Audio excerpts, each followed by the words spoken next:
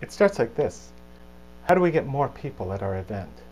You've got a Bible study, you've got a monthly breakfast, you've got an event of some sort that happens on a regular basis, and the same people always show up.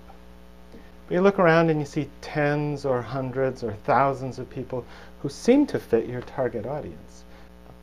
You could keep getting mad at them for not coming, or you could ask, why? Why do people who should come not come? Let's assume for a moment that your events are worthwhile. Okay, don't assume that at all. Before you try to get more people, ask your regulars why they come.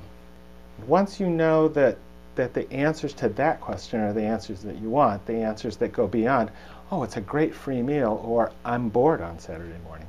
Let's take a look at some ways that you can get more people to come to your event. Let's use a monthly men's breakfast as an example. Let's say that there are about 30 guys who come every month. We'd like to have 70 guys.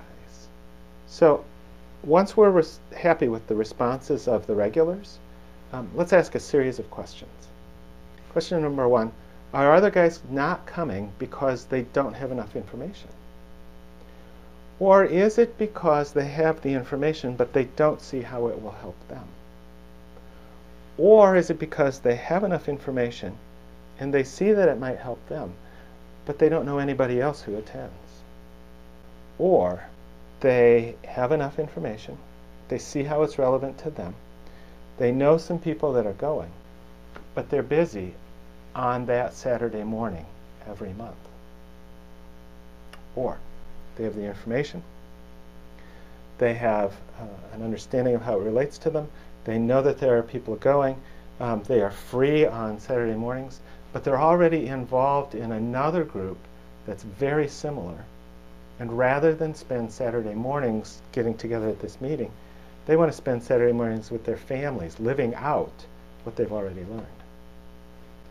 So let's think about those answers for a moment. If the guys need more information, if you decide that that's the problem, then let's look at how you announce the event.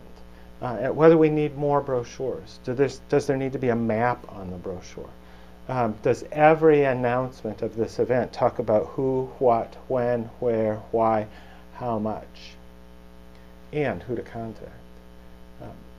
If it's that guys need to understand the relevance to them, then we'll look at the stories we're telling about the people who are already attending. Remember how we started with asking why people come? Well, we could use some of those stories to say, here's why people just like you are attending. How will this time help them? What huge questions are being answered? How good is the food at this event? Now, if they're afraid that they won't know anyone who's attending, then we need to make sure that the guys who are attending talk to their friends. Or we need to understand why they're not talking to their friends. And in any brochures, announcements, posters, any of those things, we need to show pictures of the guys who are involved.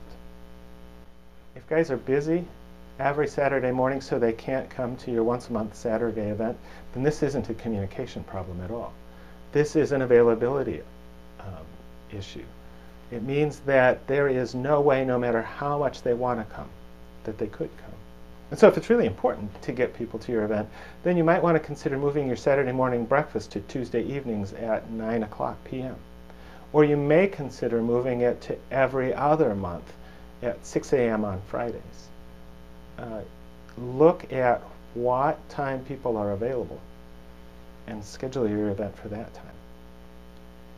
If guys are already committed to a group, and so they're not wanting to spend time on Saturday mornings as well, give them your blessing for not attending your event.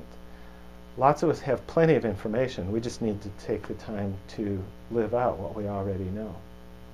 Now, the answers to these questions will change what we do to get people to attend our event. In fact, the answers to these questions may help us discover that we already have 100% of the people who are interested and available and in need of what we're doing. On the other hand, we may discover that with some adjustments, we can get from 30 to 70 or more. The question, of course, is do we care enough about connecting with people and getting them connected to each other and involved in our event Do we care enough to spend the time doing the reflection that might make our events available to them? And I don't know the answer to that question. That's up to you. But clearly, at some point, somebody took some time to figure out how to get you connected.